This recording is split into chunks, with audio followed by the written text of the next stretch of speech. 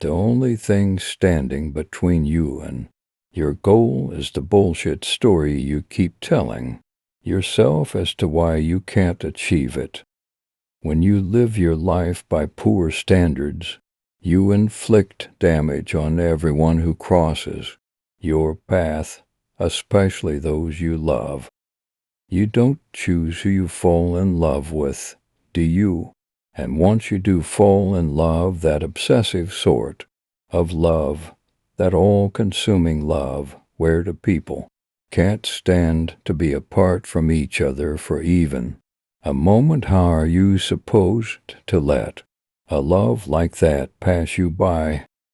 Successful people are 100% convinced that they are masters of their own destiny. They're not creatures of circumstance. They create circumstance.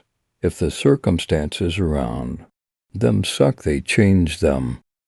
Without action, the best intentions in the world are nothing more than that, intentions. There's no nobility in poverty. No matter what happened to you in your past, you are not your past, you are the resources and the capabilities you glean from it, and that is the basis for all change. I want you to back yourself into a corner. Give yourself no choice but to succeed. Let the consequences of failure become so dire and so unthinkable that you will have no choice but to do whatever it takes to succeed. Winners use words that say must and will.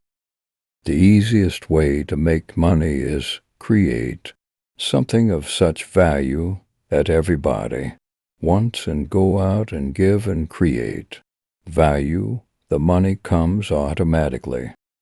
I've got the guts to die. What I want to know is, have you got the guts to live?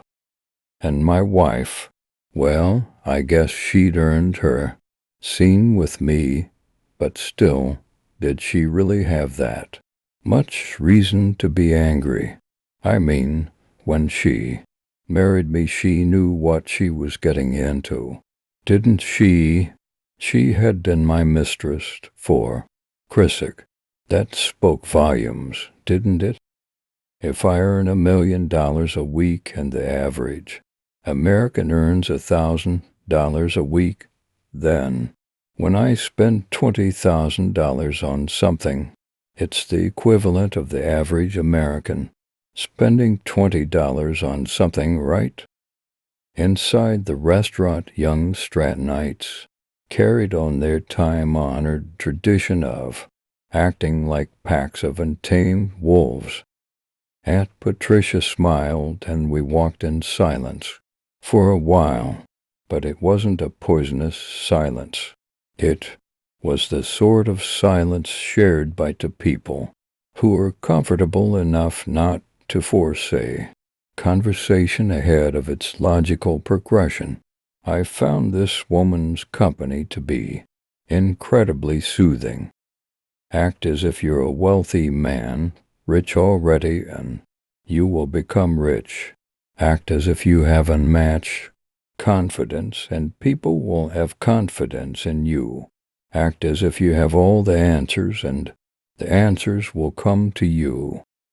The logical mind serves as a human bullshit detector. You do not want to try to resolve their pain at this point. In fact, if anything, you want to amplify that pain. 95% of the time, the common objections are merely ploys on the part of the prospect, who would rather bow out of the sale gracefully than have to look the salesperson in the eye and confront them about their lack of certainty concerning the 3 10s. People don't buy stock, it gets sold to them. Don't ever forget that. I don't think you're cut out for this job. You look like a kid, and Wall Street's no place for kids. It's a place for killers, a place for mercenaries. So, and that since you're lucky I'm not the one who does the hiring around here. But what was wrong with that? They were drunk on youth fueled by greed and higher than kites, never by a depreciating asset. If it drives, flies, floats, or fucks, lease it. Use power words like dramatically explosive, fastest growing, most well-respected power. Words go a very long way to capturing someone's attention and establishing yourself as an expert. The last part of your open is always a transition. Based on everything you said to me, this is a perfect fit for you. This should be an anchor. For you, you should know it by heart. Now, for that annoying 5% of prospects who reject your hypothesis that it's actually a lack of trust that's holding them back, not some bogus objection, you're going to come at them with everything you've got. Want to stand at a slight angle to another man, as opposed to directly in front of him. When a man faces another man, it creates for many a feeling of conflict and hostility, and it instantly takes the men out of rapport. Saying something along the lines of, "So, Bill, why don't we do this?" Or, "So, all I'm asking for is this," and then transitioning directly into your close, which will end with you asking for the order a second time. Hands above waist level, where she can see them. The rest of them, however, are going to require a bit more persuading in the form of running additional loops that address one of the following 3 areas, increasing their level of certainty for one or more of the 3 tens, lowering their action threshold, increasing their pain threshold. Just one final point with this, and that's to never forget the ethical side of the equation, which is that you do not want to use pain to disempower people. You want to use it to empower people by helping them make good buying decisions so they can have the things that they truly need. It sounds great. Let me think about it. Or let me do a bit more research and I'll call you back. In truth, there was more than one thing behind it, but at the heart of the transformation was a powerful visualization technique that I taught. The Stratonites call future pacing. Would say, act as if you're a wealthy man, rich already, and you will become rich. Act as if you have unmatched confidence, and people will have confidence in you. Act as if you have all the answers, and the answers will come to you. Narrowing your eyes even more while compressing your lips more intensely if the above topic deals with one of the prospect's pain points. In addition, you'll continue to nod your head slowly while letting out the appropriate oohs and uhs to show that you actually feel your prospect's pain. Remember, it's not the job of salespeople to turn no's into yeses. It's simply not what they do.